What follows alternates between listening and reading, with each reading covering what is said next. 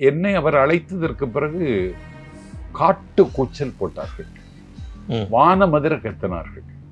நான் பாண்டிட்ட கடை இப்படி இருந்தா எப்படிங்க பேசுறதுன்னு கேட்டேன். பாண்டே மௌனமாக இருந்தார். அதான் எனக்கு ரொம்ப கவலை.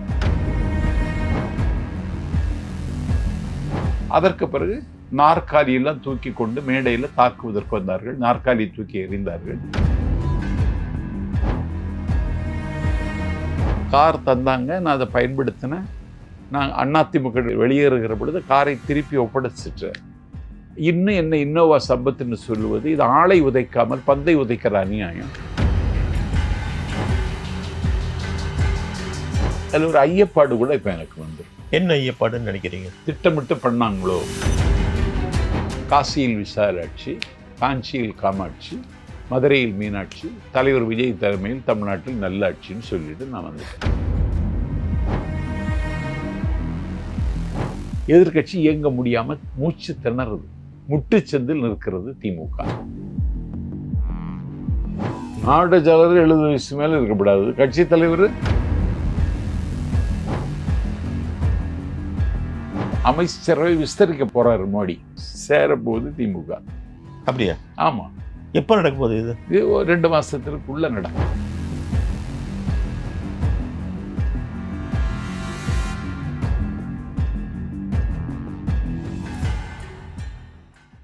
வணக்கம் வாவ் தமிழா நண்பர்களே. தமிழக வெற்றி கழகத்தின் பரப்புரை செயலாளர் திரு நாஞ்சில் சம்பத் அவர்களை சந்திக்கிறோம்.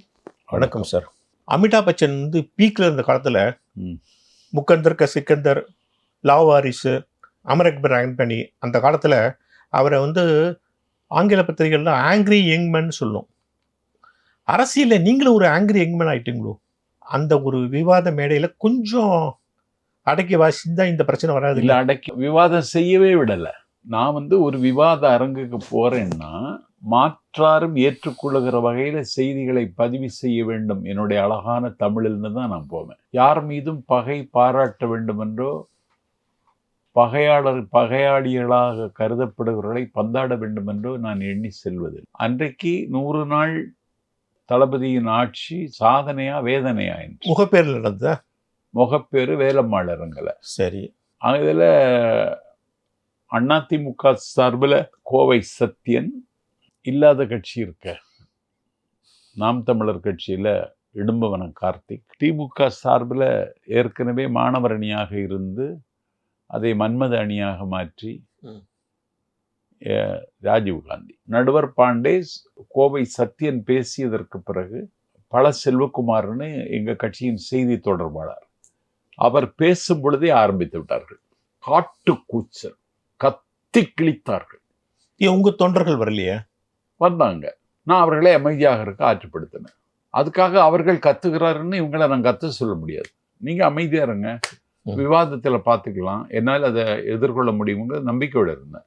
சரி. அதற்கு பிறகு என்னை அவர் அழைத்ததற்கு பிறகு காட்டு கூச்சல் போட்டார்கள், வான மதுர கத்தினார்கள்.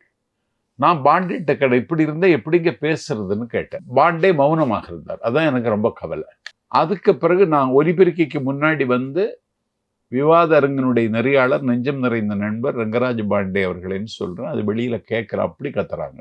நான் ஒலிபெருக்கிக்கு முன்னாடி வந்தாலேயே இன்னோவா சம்பத்துன்னு கத்துறாங்க. பேசவும் விடல. அந்த நான் ஒரு தடித்த வார்த்தை சொன்னேன். அதற்கு பிறகு நாற்காலியெல்லாம் தூக்கி கொண்டு மேடையில தாக்குவதற்கு வந்தார்கள். நாற்காலி தூக்கி எறிந்தார்கள். தாவேகா தம்பிமார்கள் என்னை சூழ்ந்து கொண்டு. இந்த ஆட்சியோட போலீஸ் என்ன செஞ்சது? அப்ப போலீஸே இல்லையே. இந்த மாதிரி ஒரு விஐபிஸ்லாம் கூப்பிட்டு ஒரு பெரிய லெவலில் பண்ணுவோம், போலீஸ் கூப்பிட்டுருக்க வேண்டாமா? அவங்க இல்லை, அவங்க கூப்பிடல. அது பிகைன் செய்த தவறு. போலீஸை கூப்பிடல. அரங்கு தானே, அரங்க நிகழ்ச்சி தானேங்க. அரங்க நிகழ்ச்சியில் இப்ப எல்லாம் போலீஸ் வைக்கிறாங்க. எனக்கு அது சொன்னது உடன்பாடு இல்லை. எனக்கே உறுத்திச்சது. அதற்கு பிறகு அந்த காட்டுமிராண்டி கூட்டம் அந்த அரங்கத்தை விட்டு வெளியேறியதற்கு பிறகு கோபத்தான அந்த வார்த்தையை யூஸ் பண்ணிட்டீங்க. ஆமா, அது இச்சை செயல் அனிச்சை செயலுங்கிறாங்கல்ல. ஆமா, அப்படி வந்ததுதான். நான் அப்படி சொல்லணும்னு எனக்கு நோக்கம் இல்லை. அதுக்கு பிறகு நான் யாரையாவது நான் பயணம் செய்வதற்காக ஒரு கார் அந்த அம்மா தந்தாங்க. சரி. எனக்கு இலவசமாகவோ பரிசாகவோ தந்ததில்லை. அது அன்றைக்கு அந்த கட்சியினுடைய பொருளாளர் ஓ பன்னீர்செல்வத்துக்கு பேர்ல இருந்த கார். நான் கட்சி நிகழ்ச்சிக்கு மட்டும்தான் பயன்படுத்தினேன். என்னுடைய சொந்த உபயோகத்துக்காக அந்த காரை ஒரு நாள் நான் எடுத்ததில்லை. அறம் சார்ந்த அரசியலிலும் அப்பழுக்கற்ற அரசியலும் அழுத்தமான நம்பிக்கை உள்ளவன். இழப்புகள் வரலாம். நான் இந்த தோழர் நல்லக்கண்ணுவனுடைய வரலாற்றை படித்து நான் அழுதுருக்கேன். லால் பகதூர் சாஸ்திரி இந்தியாவினுடைய பிரைம் மினிஸ்டராக இருந்தவர். அவருடைய வரலாற்றை படித்து நான் கதறி அழுதுருக்கேன். இப்படி அப்பழுக்கற்ற தலைவர்கள் எல்லாம் இந்த மண்ணில் வாழ்ந்தார்கள். அவர்களுடைய தாக்கம் தான் எனக்கு இன்னும் இருந்துட்டு இருக்கு. கோடிக்கால் பூதமடா இன்று பாடிப்பரவிய பூதப்பாண்டி ஜீவானந்தம், அவன் தான் இந்த மண்ணில் மாயோகாவ்ஸ்கி, மார்சிம் கார்கி இந்த மண்ணுக்கு அறிமுகம் செய்த புலவன். அவன் தான் இந்த நாட்டின் மேடைகளில் பாரதிக்கு, மார்க்சிய கம்யூனிஸ்ட் கட்சி மேடையில் பாரதிக்கு ஒரு இடத்தை பெற்று தந்தவன். இன்னும் சொல்ல போனால் அவர் கம்பன் கழகத்தில் மார்க்சிய கம்யூனிஸ்ட் கட்சியின் தலைவராக இருந்து பேசியவர்.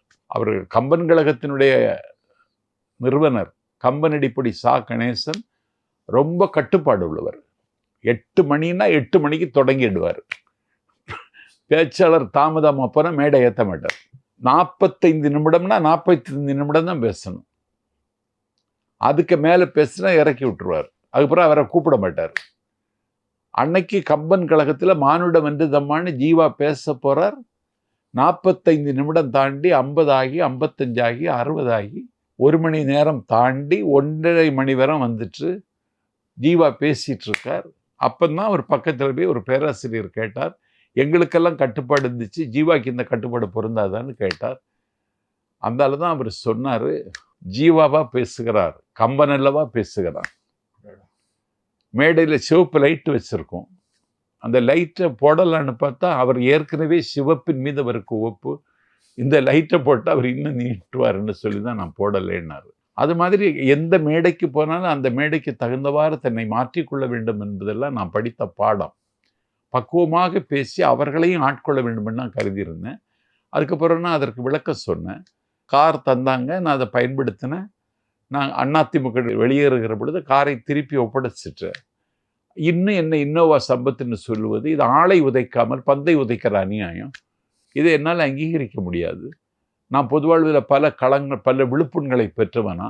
குடித்தலையில் என்னை கொலை செய்ய முயற்சித்தார்கள், வத்தலக்குண்டில் முயற்சித்தார்கள், தாம்பரத்தில் முயற்சித்தார்கள், மூலனூரில் முயற்சித்தார்கள், குடியாத்தமுன்னியம் வரதராமில் முயற்சித்தார்கள். எல்லா தாக்குதலையும் எதிர்கொண்டு தன்னந்தனியாக இன்னைக்கு தமிழ்நாட்டில் ஒரு கம்பீரமாக பட்டாள நடை நடந்து வர்றவனா. இதுக்கெல்லாம் நான் பயப்படுற இடத்துல இல்லை. மரணம் அழகானது, மரணம் பொதுவானது, மரணம் மட்டுமே நிரந்தரமானது, மரணம் மட்டுமே உறுதியானது. அதனால மரணத்தின் மடியில எப்பொழுது சாய்வதற்கு நான் தயாராக இருக்கேன். அந்த பிளாஸ்டிக் சேருக்கு தலையில தானே அடிபட்டுதா? இதுல அடிச்சாங்க, அடி ஒன்றும் இல்லை, வலி ஒன்றும் இல்லை. பிறகு நான் பௌத்தன கௌதம சித்தார்த்தரை படித்தவன். 999 கொலை பண்ணிட்டான் ஒரு கொலைகாரன். 1000வது ஆளா அவன் புத்தரை தேர்ந்தெடுத்தான். அவரை கொல்வதுக்கு வர்றான், கொன்னுடுவான். 999 கொலை செய்தது. புத்தர் பயப்படலை. இவன் கொலைகாரன் என்று தெரிந்தும் புத்தர் கொஞ்சம் கூட அஞ்சவே இல்லை. என்னை கொல்வதற்கு முன்னால ஒன்று செய், அந்த மரத்தினுடைய ஒரு கிளையை முறினாரு. முறிச்சிட்டு அந்த கிளையை மாதிரி ஒரு கிளையை உருவாக்கி அதில் வையினார். முடியாதுன்னா, ஒரு மரத்தினுடைய கிளையை முறிச்சிட்டு அதே மாதிரி அதில் வைக்க முடியாதுன்னா ஒரு மனுஷனை கொன்னுட்டு ஒன்னால் என்ன செய்ய முடியும் அப்படின்னு கேட்டார். அந்த இல்லாமல் புத்தர் சீடர் ஆயிட்டான். இதெல்லாம் படிச்சதுனால எனக்கு பயம் இல்லை. நீ பேச்சை கண்டினியூ பண்ணீங்களா? காட்டுமிராண்டி கூட்டம் வெளியேறின பிறகு நான் இதை பதிவு பண்ணிட்டு, யாருக்காவது இது நான் சொன்னது காயப்படுத்தி இருந்தால் நான் வருத்தம் தெரிவித்துக் கொள்கிறேன்னு சொல்லிட்டு, காசியில் விசாலாட்சி, காஞ்சியில் காமாட்சி, மதுரையில் மீனாட்சி, தலைவர் விஜய் தலைமையில் தமிழ்நாட்டில் நல்லாட்சின்னு சொல்லிட்டு நான் வந்துட்டேன். பாண்டே ஒன்று சொல்லி உங்களுக்கு இந்த மாதிரி நடந்து? பாண்டே சொல்லலாம் தான் எனக்கு கவலையும் இருக்கு. அதில் ஒரு ஐயப்பாடு கூட இப்போ எனக்கு வந்துடும். என்ன ஐயப்பாடுன்னு நினைக்கிறீங்க? திட்டமிட்டு பண்ணாங்களோ? திட்டமிட்டு பண்ணாலும் பாண்டியோட நாலேஜ் தெரிஞ்சு நடந்ததா அப்படின்னு ஒரு ஐயப்பாடு இருக்கு. நான் இன்னும் பாண்டிட்டு பேசலை. அப்படி உள்ள ஆளும் கிடையாது. எனக்கு நல்ல நண்பர் அவர். ஏன் அவர் அப்படி செஞ்சிருக்கணும்? இல்லை, என்னுடைய நேம் அண்ட் ஃபேம் பல பேருக்கு எரிச்சலை தரும். இல்லை, அது அரசியல்வாதிகளும் எரிச்சல் ஏற்படுத்தும். பாண்டே மாதிரி பத்திரிகையாளருக்கு என்ன கோபம் இருக்கும்? எனக்கு பேராசிரியருக்கே என் மேலே எரிச்சல் இருக்கும். எனக்கு தமிழ் கற்றுத்தந்த பேராசிரியருக்கு என்ன அவர் ஏற்றுக்கிட்டு தயங்குவார். இல்லை, குறைஞ்சபட்சம் சேரை தூக்கி எறிஞ்சதுக்கு அப்புறம் நீங்கள் கிளம்பும் போது உங்களுக்கு ஏதாவது தலையில் பட்டுச்சான்னு கூட கேட்கல? ஒன்றும் கேட்கல அவர். அப்புறம் இது ஒன்றும் பேசலை உங்கள்கிட்ட? இது வரைக்கும் பேசலை. நான் பேசணும்னு இருக்கேன். நான் ஒரு தனி மனிதன் கிடையாது. எனக்கு பின்னாடி ஒரு இயக்கம் இருக்கு. ஏன்னா என்னுடைய நடவடிக்கைகள் இயக்கத்தை காயப்படுத்தக்கூடாது. தலைவருக்கு கவனத்துக்கு போனா தலைவர் அதுல சங்கடப்படக்கூடாது. சம்பத் இப்படி பண்ணிட்டாரு அப்படின்னு அவர் சொல்ற மாதிரி நடக்கப்படாது. நான் எச்சரிக்கையா இருக்கேன். யாராவது கேட்டாங்களா கட்சியில எல்லாரும் கேட்டாங்க, ஏன் இப்படி பேசுனீங்கன்னு வருத்தப்பட்டாங்களா? இல்லை, நான் அதையும் சொல்லிட்டேன். நான் என்னால் தாங்கிக்க முடியலை, நான் சொன்னேன், அதுக்கப்புறம் வருத்தம் தெரிவிச்சிட்டேன்னு சொல்லிட்டேன். அதில் என்ன ஆச்சரியன்னா, கம்பராமாயணத்தை அடிப்பேசாமல் பேசுகிறவர் நீங்கள். நெல்லைக்கண்ணெல்லாம் பேசினா 4 பேரை கேட்கலாம், அவ்வளோ அழகாக பேசுவீங்க. அதுவும் ஒரு ராவணன் வெறுங்கியோடு திரும்பி போன போது, இலங்கைக்கு திரும்பி போனபோது அந்த வார்த்தைகளை நீங்கள் சொல்லும்போது கேட்கவே அவ்வளோ ஆனந்தமாக இருக்கும். அப்படிப்பட்ட சம்பத் இப்படிலாம் பேசலாமாங்கிறதுன்னு இப்போ பேசுபொருளாயிடுச்சு. அதான் எனக்கு உறுத்துதுன்னு சொல்கிறேன்ல, என்ன இப்படி கொண்டு வந்துட்டாங்களேன்னு எனக்கு ஒரு கவலை தான் அது. ஏன்னா இன்னும் இவ்வளவு நாட்கள்ங்கிறது எனக்கு தெரியாது. ஆனால் ஒரு எல்லா மேடைகளையும் சோபிக்க வேண்டும், சுடர்விட வேண்டும்னு கருதுகிறேன். எனக்கு அந்த நாள் கருப்பு நாளாகவே. அதெல்லாம் சொல்லுங்க. தமிழ் உங்களை எத்தனை வருஷம் வாழ வைக்கும். நான் ஒரு பிரச்சாரனை அவர்கள் வன்முறை தாக்குதலை அவன் மீது கட்டவிழ்த்து விடுகிறார்கள். ஏன்னா திமுகவில் வாடகை பேச்சாளர்கள் தான் பயன்படுத்துறாங்க. திமுக மேடையில் யார் பேசுவார்னா வீசி குகநாதன். எனக்கு குகநாதன் மேல மதிப்பு உண்டு. அவர் திமுக மேடையில என்ன சொல்லுவாரு? அதனால வாடகை பேச்சாளர்களை நம்பி வாழ்க்கை நடத்துகிற கட்சி ஆயிடுச்சு. ஒரு காலத்துல இருந்தாங்க நாவலர் நெடுஞ்செழியன், டால் லீடர்ஸ். ஆமா, 10 பாட்டு 8 தொகை 11 கீழ்கணக்கு ஒத்த 10 ஓங்கு பரிபாடல் கற்றோர் ஏத்தும் கலியெல்லாம் தம்பி உன்னுடைய நாவில் களிநடனம் ஆடும் தம்பி, தலைமை தாங்கு தம்பி, ஆணையிடு தம்பி, அடங்கி நடக்கிறேன் தம்பி என்று 56 தீர்கள் கூட்டம் திருச்சி மாநாட்டில் நாவலரை தலைமை தாங்க அண்ணா கூப்பிடுற பொழுது இவ்வளவு இலக்கியத்தை கரைத்து குடித்தவர்னு சொல்றாரு. அவ்வளோ உங்க குருநாதர் வைகோ என்ன பேச்சு அவரும் பேசுவாரு. ஒரு நாஞ்சிலார் தான் அண்ணாவை நேருக்கு அறிமுகம் செய்தவர்.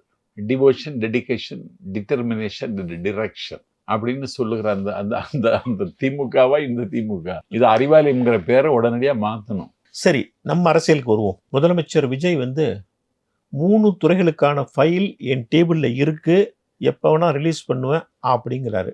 எதிர்கட்சி தலைவர் உதயநிதி என்ன சொல்றாருன்னா, ஏன் பயமுறுத்துறீங்க, ரிலீஸ் பண்ணுங்க, என்ன ஜோசியம் பார்க்குறீங்களா, நல்ல நேரம் பார்க்குறீங்களா, ரிலீஸ் பண்ண வேண்டியதானே, ஏன் என்ன நாங்கள் அதுக்கெல்லாம் ஒன்றும் கேவலப்படுற ஆள் இல்லை, இதெல்லாம் கண்டு பயப்படுற ஆள் இல்லை, ரிலீஸ் பண்ணுங்களா, அதுக்கு 4 நட்சத்திரம் பார்க்குறீங்களா, மிரட்டுறீங்களா அப்படின்னு அவர் பதில் கேட்குறாரு. நானும் அதே கேட்குறேன், ஏன் மிரட்டுறீங்களா? இல்லை, 3 ஃபைல் இருக்கு, இன்னும் ஃபைல் தயாராகிட்டு இருக்கு. இல்லை, எதற்காக காத்திருக்கிறீர்கள்? ஒரு நல்ல சூழல் வரும்போது வெளியிடணும். இன்னும் அரசியலில் களங்கள் மாறி மாறி வரும், அப்போது அதை பயன்படுத்தணும். எந்த கார்டை எப்போ போடணும்னு இருக்குல்ல. இல்லை, சட்டசபையில் நீங்கள் வெளிப்படையாக பேசிட்டீங்க. ஆமாம், அவங்களும் சேலஞ்சு பண்ணிட்டாங்க. அதுக்கப்புறம் ஏன் தயங்குறீங்க? தயக்கம் ஒன்றும் கிடையாது. எப்போது பேச வேண்டும், எப்படி பேச வேண்டும்னு எனக்கு தெரியும்னு சொன்னார் தலைவர் விஜய். ஆமாம், அதனால அந்த கார்டை எப்போது பயன்படுத்தணும்னு அதுக்கு ஒரு நேரம் வரணும். அவருக்கு தான் தெரியும். அது அவருக்கு தான் தெரியுங்கிறதுல சூழ்நிலை தாங்க அரசியல்ல. தாண்டி குதிக்குமே வெளியிடுவாரு. ஒரு விதத்துல எதிரிகளை பழிவாங்க கத்துருக்கிறாரா? பழிவாங்கணும்னு கிடையாது, அந்த பழிவாங்குற நோக்கெல்லாம் கிடையாது. கருணாநிதினு பேர் சொன்னாலேயே அப்படி சொல்லக்கூடாது, கலைஞர்னு தான் சொல்லணும்னு சொன்னவர் அவர். இன்னும் சொல்லப்போனா தமிழ்நாட்டினுடைய முதலமைச்சராக மக்கள் தேர்ந்தெடுத்தார்கள் என்ற செய்தி வந்த உடனேயே அவர் சித்தரஞ்சன் தாஸ் இல்லம் சென்று அண்ணன் ஸ்டாலினை சந்தித்து வாழ்த்து பெற்றார். அதனால அப்படி ஒரு பகை உணர்ச்சி உள்ள லீடர் கிடையாது தலைவர் விஜய். இந்த பகை உணர்ச்சி அவர்கிட்ட இல்லை. அவர் இன்னும் சொல்லப்போனால் ஒரு குழந்தை மனம். சட்டசபையில் விவாதங்கள்லாம் நடக்குதுன்னு நீங்கள் பார்க்குறீங்க. ஒரு பக்கம் எதிர்கட்சி தலைவர் சங்கி சாரி அப்படின்னு சொல்லிட்டு திருத்திக்கிறாரு. உடனே கோபத்தில் நிர்மல்குமார் என்ன சொல்கிறாரு, பாத்ரூமில் 3 மணி நேரம் உட்காந்தீங்க அப்படி நான் சொல்ல ஆரம்பித்தா தாங்குவீங்களான்னு கேட்குறாங்க. இப்படி இந்த லாவணி பாடுவது இப்போ கொஞ்ச நாள் ரொம்ப ஜாஸ்தி ஆகிடுச்சு. என்னை கேட்டால் இதை நிச்சயமாக தவிர்க்க வேண்டும். ஆத்திரம் வரத்தான் செய்யும். அதிகாரத்தையும் ஆட்சியை இழந்த காங்கிரஸ் அண்ணா முதலமைச்சராகிய கோட்டைக்கு சென்ற உடனே யுவர் டேஸ் ஆர் நம்பர்டுன்னா, அண்ணா எவ்வளவு பெரிய அறிவாளி, இந்த வார்த்தையை அவருடைய வார்த்தை இல்லை, இவர் எங்கேருந்தோ எடுத்திருக்காருன்னு சொல்லி, எங்கேருந்து எடுத்தாரோ அதே நூலில் ஷேக்ஸ்பியர் ட்ராமா இது. அண்ணா அதில் இருந்து அவர் ஸ்டெப்ஸ் ஆர் மை ஷேடுன்னு அறிவார்ந்த தளத்தில் தான் சபையை கொண்டு போகணும். ஏன்னா அப்படிப்பட்ட தலைவர்கள் இருந்த சபை அது. கோவை கம்பன்னு சொல்லுவாங்க. கருத்திருமன் அண்ணா முதலமைச்சர், அவர் எதிர்க்கட்சி தலைவர். வன்மருங்குல் வாழறக்கர் நெருக்க அங்கிருந்தார். கண்மருங்கு எழுந்து என்னும் ஒரு துளிவரக் காணா நன்மருந்து போல் நலன் நற உணங்கிய நங்கை மென்மருங்குல் போல் வேறுளங்கும் மெலிந்தாள் என்று அசோகவனத்தில் சீதை சிறைப்பட்ட பாட்டை ஒன்று சொல்லி 2.5 மணி நேரம் பேசுவார் கோவை கம்பன் கருத்திருமன். அவர் எதிர்க்கட்சி தலைவர். அண்ணா முதலமைச்சர், கலைஞர் முதலமைச்சர். எங்கள் கன்னியாகுமரி மாவட்டத்தை தாய் தமிழகத்தோடு சேர்ப்பதற்கு மரணத்தை கண்டு கலங்காமல் போராடிய மகத்தான எங்கள் மார்ஷல் தளபதிக்கு அன்றைக்கு தளபதியாக இருந்த பொன்னப்ப நாடார் அன்றைக்கு எதிர்க்கட்சி தலைவர். 1977 மக்கள் திலகம் எம்ஜிஆர் முதலமைச்சர், கலைஞர் எதிர்க்கட்சி தலைவர். கலைஞர் முதலமைச்சர், ஜெயலலிதா எதிர்க்கட்சி தலைவர். ஜெயலலிதா முதலமைச்சர், கலைஞர் எதிர்க்கட்சி தலைவர். அண்ணன் ஸ்டாலின் முதலமைச்சர், எடப்பாடி பழனிசாமி எதிர்க்கட்சி தலைவர். எல்லாரும் ஒரு மாண்பை பின்பற்றி இருக்கிறார்கள். ஆனா எதிர்க்கட்சி தலைவர் எங்களை பேசலேன்னு சொல்றார். எங்களுடைய பொதுப்பணித்துறை அமைச்சர் ஆதவ் அர்ஜுனா காவேரி தண்ணீர் பிரச்சனையில உச்சநீதிமன்றத்தினுடைய இறுதி தீர்ப்பு வந்ததற்கு பிறகு ஒரு சீராய்வு மனு போடும் பொழுது அது தள்ளுபடி செய்யப்படுகிறது. மீண்டும் மனு போடப்படுகிறது, அதுவும் தள்ளுபடி செய்யப்படுகிறது. 3வது முறையும் போடப்படுகிறது, அதுவும் தள்ளுபடி செய்யப்படுகிறது. இந்த உச்சநீதிமன்றத்தில் காவிரி பிரச்சனை இறுதி தீர்ப்பு பிறகு போட்ட 3 சீராய்வு மனுக்களும் தள்ளுபடி செய்யப்பட்டிருக்கிறதுக்கு என்ன காரணம் என்று எதிர்க்கட்சி தலைவர் சொல்வாரான்னு கேட்கிறார் ஆதவ அர்ஜுனா. பதில் சொல்லணும்ல. அண்ணன் நேரு பதில் சொல்லுகிறார். நான் அதான் சொன்னேன், எதிர்க்கட்சி தலைவராக நேருவை உட்கார வைத்திருக்க வேண்டும். திமுக தரப்புல பல கேள்விகள் முதலமைச்சர் துறை சம்பந்தமா கேட்கும்போது முதலமைச்சர் பேசாம அமைதியா உட்கார்ந்துருக்காரு. ஆதவ அர்ஜுனா போன்றவர்கள் பதில் சொல்றாங்க. அது மட்டும் நடக்குதா இல்லையா? எதிர்க்கட்சி தலைவர் பதில் நேரடியாக சொல்ல மாட்டேங்கிறாருங்க. அதே கூத்து அங்க நடக்குதா இல்லையா? நான் என்ன சொல்றது, மந்திரி சபைக்கு கூட்டு பொறுப்பு இருக்கா இல்லையா? அப்படி காலையிலே அவங்க பேசிட்டு தானே இங்கே சபைக்கு வர்றாங்க. முதலமைச்சர் இன்னும் இந்த மானிய கோரிக்கை இதுக்கு நீ பதில் சொல்லிடுன்னு சொல்லிட்டு தானே வர்றாரு. உதயநிதி தன்னை விட எக்ஸ்பீரியன்ஸ்டு ஆளு இன்னும் கொஞ்சம் பெட்டரா சொல்லலாம்னு அவர் நினைச்சிருக்கலாம் இல்லையா? நான் என்ன சொல்றேன், இன்னைக்கு அதை லைவ் பண்றாங்க. இந்த ஆட்சியினுடைய மிகப்பெரிய சாதனைகள்ல இது ஒண்ணு. இந்த லைவ் பண்ணலன்னு வச்சுக்கிடுங்க, காலித்தனத்திலும் கலவரத்திலும் ஈடுபடுவார்கள். இப்ப அவங்களுக்கு பண்ண முடியல. திமுக இந்த லைவ் ஆரம்பிச்சாச்சு இல்லையா?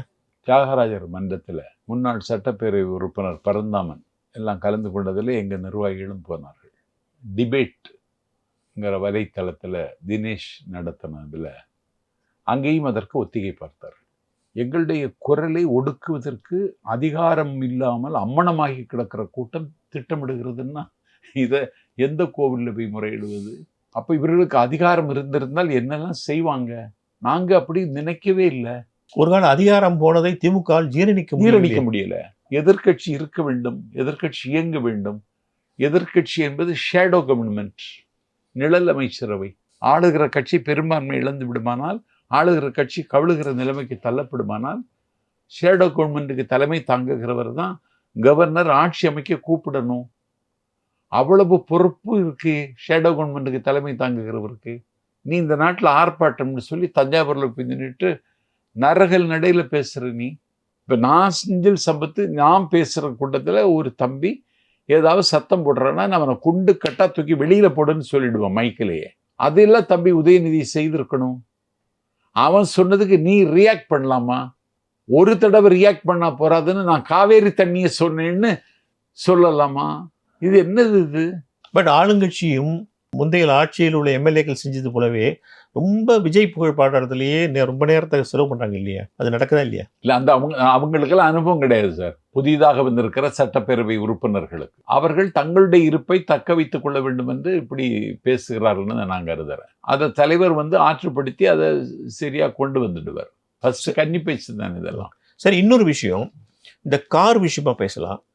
இந்த கார் யார் யாருக்கு மிகவும் தேவையோ, கம்யூனிஸ்ட்காரர் ஒருத்தர் கேட்டார், கொடுக்கலாம். யாருக்கு மிகவும் தேவையோ அவங்கெல்லாம் விண்ணப்பிங்க, கார் உங்களுக்கு காரும் மற்ற அலவன்ஸும் கொடுப்போம். அப்படி சொன்னால் அர்த்தம் இருக்குது. எல்லாருக்கும் காருங்கிறது ஒரு பக்கம் போன கவர்மெண்ட் சுத்தமாக சாப்பிட்டு போயிடுச்சுங்கிறீங்க, நிறையா டெபிசிட் இருக்குங்கிறீங்க, பணப்பற்றாக்குறைங்கிறீங்க, இன்னொரு பக்கம் எல்லாருக்கும் காருங்கிறீங்க. இது எந்த அளவுக்கு சரி? இது அதாவது இப்ப என்னுடைய தொகுதி பத்மநாபபுரம் தொகுதி. சரி, உங்களுக்கு கார் வேணா கொடுக்கலாம் சார். மலையின் உச்சியிலேருந்து பள்ளத்துக்கு வரணும். ஏற்கனவே 4 கார் வச்சவங்க 3 கார் வச்சவங்க எல்லாம் ஏன் கார் கொடுக்குறீங்க? இல்ல ஒரு முதலமைச்சர் பாரபட்சமாக இருக்கிறாருன்னு பழி வந்துடாதா? இல்ல, கார் வேணா கேட்டு வாங்கன்னு சொல்லிட்டா சரியா போச்சு இல்லையா? ஒரு முதலமைச்சர் அறிவிக்கிற பொழுது எல்லாருக்கும்னு சொல்லி தான் அறிவிக்கணும். நல்லாருக்கும் பொல்லாருக்கும் நடுநிற்கும் நடுவே, வல்லாருக்கும் மாட்டாருக்கும் வரமளிக்கும் வரமே அப்படின்னு தான் வள்ளலார் ஆண்டவனை சொல்றாரு. ஆளுகிறவனும் அப்படித்தான், எல்லாருக்கும் பொதுவானவனா இருக்கணும். அதில் திமுகவுக்கு கொடுக்கப்படாது, பாட்டாளி மக்கள் கட்சிக்கு கொடுக்கப்படாது அப்படின்னு சொல்ல முடியாது. எங்கள் கட்சி எல்லாருக்கும் சட்டமன்ற உறுப்பினர்களுக்கு, ஏன்னா சட்டமன்ற உறுப்பினர் அலுவலகம்னு ஒன்று இருக்குது, முன்னாடி கிடையாது. அந்த அலுவலகத்துக்கு முன்னாடி இந்த காரணம்னா 10 பொதுமக்கள் மனுவோட வந்தால் இதில் ஏறிக்கோ, உன்னை கவர்மெண்ட் ஹாஸ்பிட்டலில் கொண்டு விட சொல்கிறேன்னு எம்எல்ஏ சொல்லுகிற பொழுது அந்த மக்களுக்கு ஒரு மனநிறைவு இருக்குல்ல, அந்த மனநிறைவை இன்னொரு ஓமையால் என்னால் வர்ணிக்க முடியாது. ஏன்னா கலைஞர் தான் இதை தொடங்கி வச்சார். நல்லது அது. அன்னைக்கு ஒன்றிய பெருந்தலைவர்களுக்கு கார் கொடுத்தாரு, இன்னைக்கு சட்டமன்ற உறுப்பினர்களுக்கு கார். 2-3 ஒன்றியங்கள் சேர்ந்தாதான் ஒரு சட்டமன்ற தொகுதி ஆகும். அதனால மக்களை சந்திப்பதற்கு அரசு காரை பயன்படுத்தினா நல்லது. வேண்டாம் விட்டுட்டு போட்டோம். எல்லாருக்கும் பொதுவாக தான் இருக்கணும் ஒரு முதலமைச்சர். அதுதான் அது செய்தார் அவர். அது தப்பு இல்லைங்கிறீங்க? தப்பு இல்லை. அடுத்தது ஆளுங்கட்சிக்காரங்க பேசும்போது எங்களுக்கு பிரச்சாரமே தேவையில்லை, விஜயோட முகத்தை காமிச்சா போகிறோம், ஓட்டு விழும் அப்படிங்கிற அளவுக்கு ரொம்ப ஒரு ஓவர் கான்ஃபிடென்ட்டாக பேசுகிறாங்க. அப்போ உங்களை மாதிரி பேச்சாளருடைய தேவையே இல்லாமல் போயிடுமா? அப்படி அவர் சொன்னதை அவர் திரும்ப பெறணும். யார் சொன்னாருன்னு தெரியல. சரி, எல்லாருமே அது மாதிரி பேசுகிறாங்க. பொதுவாகவே பேசினா எங்கள் தலைவர் முகத்தை காமிச்சா போகிறோம் இல்லை, அவர் 5 நிமிஷம் அங்கே அது மக்களுக்கு ஆதரவு அவருக்கு இருக்கு. த அபண்டன்ட் த மாஸ் அவருக்கு. விஜய் சொன்னா அப்படி ஒரு நிலைமை தான் இன்னைக்கு தமிழ்நாட்டில் இருக்கு. ஆனா எங்கள் மீது எரியக்கூடிய அவதூறு அம்புகளை, எங்கள் மீது வைக்கிற பொய்களை, எங்கள் மீது அவாண்டமாக வைக்கிற குற்றச்சாட்டுகளை ஒரு தெளிவுபடுத்த வேண்டிய கட்டாயத்தில் நாங்கள் இருக்கிறோம். அதை செய்வதற்கு நாஞ்சில் சம்பத் தயாராக இருக்கிறேன். அதை செய்வதற்கு இன்றைக்கு வல்லமை உள்ளவர்கள், வைகை செல்வன் வந்திருக்கிறார். நேற்றுக்கு கலாட்டா வலைத்தளத்தில் நாம் தமிழர் கட்சியிலிருந்து வந்த ஒருவர் பேசினார். ரொம்ப அற்புதமாக பேசினார். ஒரு காலத்தில் திராவிட இயக்கத்தில் தான் சொற்பொழிவாளர்கள் இருப்பார்கள் என்றால், சொற்பொழிவாளர்களினுடைய சொர்க்கமாக இந்த கட்சியை மாற்றுவதற்கு நான் திட்டம் வைத்திருக்கிறேன். இன்னைக்கு 22ஆம் தேதி அம்பாசமுத்திரத்தில் பொதுக்கூட்டம் போடணும்னு எஸ்ஐகி சுப்பையா பேசி என்னை கூப்பிட்டார். எனக்கு வருவதற்கு வாய்ப்பில்லை, நான் சென்னையில் இருக்க வேண்டியது இருக்குது, நாளைக்கு காலையில் திருமணமெல்லாம் இருக்குன்னு, யாரையாவது ஒரு ஆளை அனுப்புங்கன்னு சொன்னார். நான் திமுகவில் இயங்கி கொண்டிருந்த பொழுது ஒரு சொற்பொழிவாளர்கள் போட்டி வச்சு ஒரு 200 பேர் அடையாளம் கண்டு தேர்ந்தெடுத்தோம். அதில் சவுத் சோனில் வெற்றி பெற்றவன் லயோலா கல்லூரியினுடைய முன்னாள் மாணவர் பேரவைத் தலைவர் மில்லர் மண்டேலா. நடந்து முடிந்த தேர்தலில் பெற்ற இமாலய வெற்றிக்கு பெரிதும் காரணம் மாற்றத்தை விரும்பிய மக்களா, தளபதியினுடைய திரையுலக செல்வாக்கான ஒரு பட்டிமன்றம் இதே தியாகராயர் ஹாலில் நடத்தினேன். அதில் அந்த தம்பி பேசினான், மில்லர் மண்டேலா. இன்றைக்கு அவன் அம்பாசமுத்திரத்துக்கு போகிறான். அதே சின்னாளப்பட்டி சேலைகள் உற்பத்தி செய்கிற திண்டுக்கலுக்கு அருகில் இருக்கு, அந்த இடத்துக்கு ஒரு கூட்டம் வேணும்னு கேட்டாங்க. என்ன கூப்பிட்டாங்க. என்னால் வர முடியாது, நான் மில்லர் மண்டேலான்னு ஒரு தம்பியை அனுப்பி வைக்கிறேன்னு அனுப்பி வச்சுருக்கேன். இன்னைக்கு நாஞ்சில் சம்பத்துங்கிறது தான் ஆர்கே நகரில் பேசுகிறேன். நாளைக்கு 23ஆம் தேதி தமிழ்நாடு முழுவதும் கூட்டங்கள் நடைபெறுகிறது. இதை ஆளுங்கட்சி நடத்துறது இல்லை, எதிர்கட்சி நடத்த வேண்டிய கூட்டங்கள். எதிர்கட்சி இயங்க முடியாம மூச்சு திணறுது, முட்டுச்சந்தில் நிற்கிறது திமுக. ஒரு பக்கம் விஜயோட மவுசு இருந்தாலும் இன்னொரு பக்கம் உங்களை மாதிரி பேச்சாளர்கள் தேவைப்படுறாங்க. வேணும். அது பிரபகண்டா விங்கு தான் ரொம்ப முக்கியம். விஜய் அரசாங்கத்தோடைய 100 நாள் ஆயிடுச்சு. இது எப்படி பாக்குறீங்க? பிளஸ் நிறைய இருக்கா, மைனஸ் நிறைய இருக்கா? பிளஸ் தான். நிறைய எதிர்பார்ப்பு இருந்து அது அப்படி இன்னும் பெருசா இல்ல 6 சிலிண்டர் எதிர்பார்ப்பு, 2500 ரூபாய் எதிர்பார்ப்பு. ஆமா. ஆனா தாய்மாமன் சீர் திட்டத்தை நடைமுறைப்படுத்த போறோம், நிதி ஒதுக்கியாச்சு. மருத்துவமனையில் அரசு மருத்துவர் குழந்தைகளுக்கு தங்க மோதிரம் செப்டம்பர்ல. ஆமா, செப்டம்பர் பெரியார் பிறந்த நாள்ல. சரி. இந்த ஆட்சிக்கு சிறப்பு என்னன்னா, பிஜேபி காரன் தமிழ்நாட்டை காவி மயமாக்க வேண்டும் என்று திட்டமிட்டான். சரி. அம்பேத்கர் சிலைக்கு காவி துணி. திமுக கருணாநிதி மயமாக்க வேண்டும் என்று திட்டமிட்டது. 1000 படுக்கை கொண்ட கிண்டி அரசு பல்நோக்கு மருத்துவமனைக்கு 100ஆண்டு விழா கலைஞர் மருத்துவமனைன்னு பேர். கோட்டூர்ல இருக்கிற அண்ணா நூலகத்தை மாதிரி வைகை கரையில கட்டி இருக்கிற நூலகத்திற்கு கலைஞர் 100ஆண்டு விழா நூலகம்னு பேரு. 1000 ரூபாய் உரிமை தொகை கொடுத்துட்டு கலைஞர் உரிமை தொகைன்னு பேரு. எல்லா இடங்களிலும் கருணாநிதி, எல்லா இடங்களிலும் ஹிட்லருங்கிறது மாதிரி. இன்னைக்கு நன்றாக உள்வாங்கிக் கொள்ளுங்கள், உழவனுக்காகவே வாழ்ந்து உயிர் தரந்தான். இந்த மண் மலடாக கூடாது என்று சிந்தித்து இயற்கை விவசாயத்திற்கு உயிர் தந்த மகத்தான பெரியவர் நம்மாழ்வார் பெயரால திட்டம். கை குழந்தை எடுத்து கராக்கரத்துக்கு சென்ற அஞ்சலை அம்மாள் மீது பெயர்ல திட்டம். கர்ம வீரர் காமராஜர் பெயரால திட்டம். அயலகம் சென்று கல்வி கற்கிற மாணவர்களுக்கு 25 லட்சம் கடந்த ஆட்சின்னு இன்னைக்கு 36 லட்சம் கொடுத்திருக்கோம். 362 மாணவர்கள் கடல் கடந்த நாட்டுக்கு போகிறார்கள். அதற்கு பாபா சாஹிப் அம்பேத்கர் பெயர். கருணாநிதி மயமாக்கிய காலம் மாறி இந்த மண்ணுக்காகவும் மக்களுக்காகவும் தன்னை மறந்து உழைத்தவர்களுடைய பெயரை சூட்டுகிறாரே எங்கள் தலைவர் விஜய். இது எவ்வளவு பெரிய சாதனைங்க. மெதுவா அவர் பேர்லயும் வந்து ஆரம்பிச்சிருமா? அப்படி செய்ய நோக்கம் இல்லையே, அவருக்கு தேவையில்லைங்க. வானத்துக்கு எதற்கு விளம்பரம், மரங்களுக்கு எதற்கு மலர்கள், குயிலுக்கு எதற்கு இன்னொரு குரல். அடுத்து திமுகவோட கதைக்கு வருவோம். திமுக தன்னை வந்து ஒரு புதிய வடிவம் ஆக்கிக்கொள்ள ரொம்ப தீவிரமா வேலை செய்யறாங்க. இன்னைக்கு கூட அறிவிச்சிருக்காங்க, மாவட்ட செயலாளர்லாம் 70 வயசுக்கு மேல இருக்கக்கூடாது, கிளை செயலாளர்கள் 45 வயசு தான் இருக்கலாம், கிளை செயலாளர் ஒரு 2 தரைக்கு மேல இருக்கக்கூடாது. மொத்தம் 110 மாவட்டங்களை பிரிச்சிருக்காங்க. இப்படி பல வேலைகள் அங்கே ஜரூரா நடக்குது. கட்சியை ரீவாம்ப்னு சொல்லுவாங்க, அந்த ரீவாம்ப் பண்ண ஆரம்பிச்சிட்டாங்க. மாவட்ட செயலாளர் 70 வயசு மேல இருக்கக்கூடாது, கட்சி தலைவர் அதுக்கு வரம்பு இல்லையா? அதெல்லாம் கதைக்காவாதுங்க.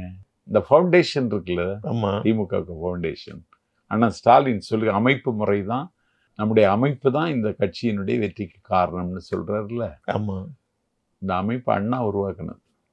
ஊராட்சி, அப்ப அது கிராமம், இப்பதான் அந்த ஊராட்சின்னு சொல்றோம். ஊராட்சியில ஒரு அமைப்பு, ஒடுக்கப்பட்ட மக்கள் இருக்காங்க பாருங்க, ஆமா, அங்கேயும் ஒரு அமைப்பு.